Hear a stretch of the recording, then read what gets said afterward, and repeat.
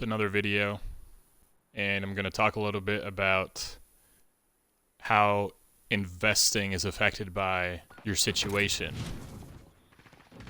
So what I mean by that is there's a big difference if, say, you're in your 20s and investing versus if you're in your 60s or if you're, you know,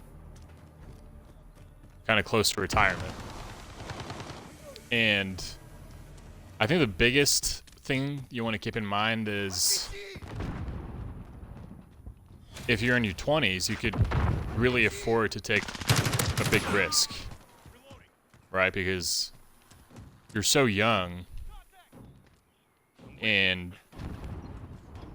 I mean, sure, you might have some money, but in the big picture, like, you're not going to have a ton of money anyways. Considering that you have a lot of years ahead of you, and like where you're still working and investing and doing all this stuff. Like, you could, at that point, you could be invested for 30 years plus, you know? Whereas if you're in your 60s, you'd probably want to take out some of your money so you could enjoy it a little more. So yeah, there's some differences there. Obviously there's some other, I guess, characteristics, demographics that affects it. In general, females don't invest as much as guys, which I think is, I don't know, that's kind of too bad, because I mean,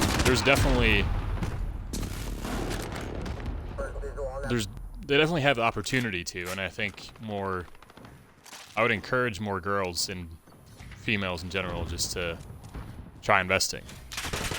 You know, it's be really, really good for them as well to do that. So yeah, I just want to point that out. Like, my audience is not strictly just, you know, guys in their 20s. I'm trying to get a broader,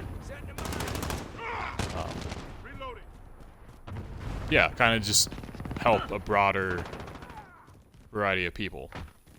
So anyways, I would say if you're younger, so I mean, I don't know, it's kind of up to you to define, but if you're at the point where, say, you don't have a lot of financial responsibilities, oh goodness me,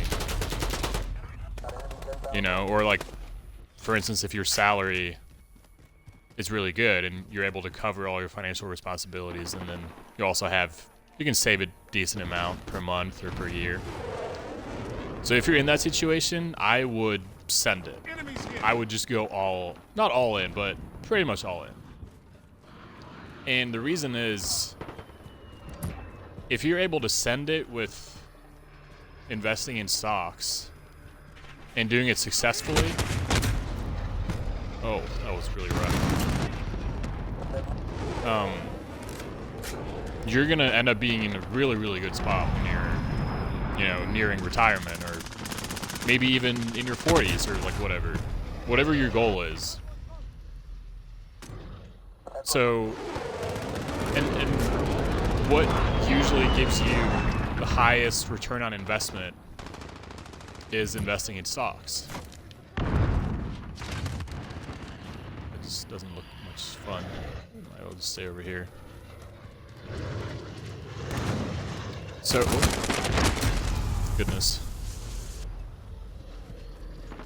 But yeah, so if you're able to have a really high return on investment, so for instance, stocks that you could grow a lot and maybe combine it with some that are a little safer, maybe have a lot of dividends per year, then you'll be in a really, really good spot. And obviously you could combine it with some safer investments.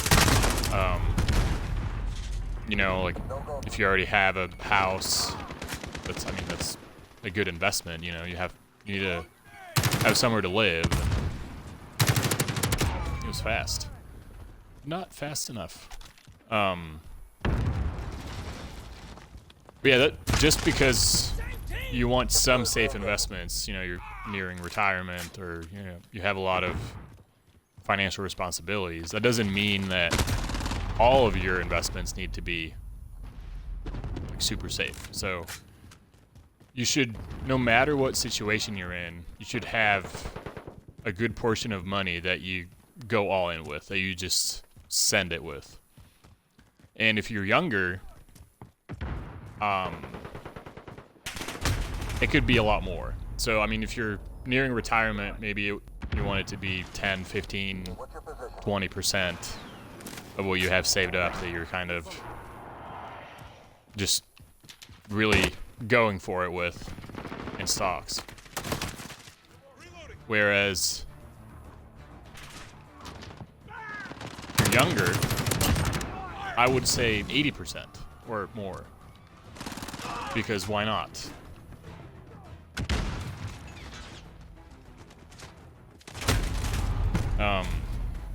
So yes, it's kind of like an aggressive investing. But the thing is, even if you don't get 100% what, you know, the return that you would have wanted, maybe you're able to get like a decent amount of dividends from it, you know, or... And the thing with dividends, that's something you'll get every year, unless the stock, like, fundamentally changes. And so, that could actually be a part of your retirement when you get older as well. It's just having those shares sitting there, and you're basically just adding to your income.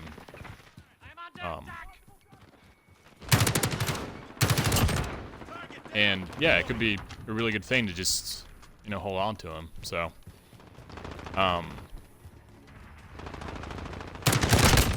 yeah, it's really time in the market that matters for everyone. That's really how you're gonna build your money. So I would just want to stress that again.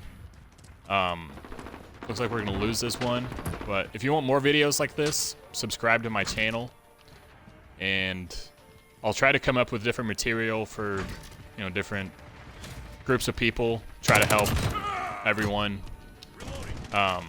If you have any ideas of what you want me to talk about, other financial stuff, then leave a comment, and I'll see what I can do.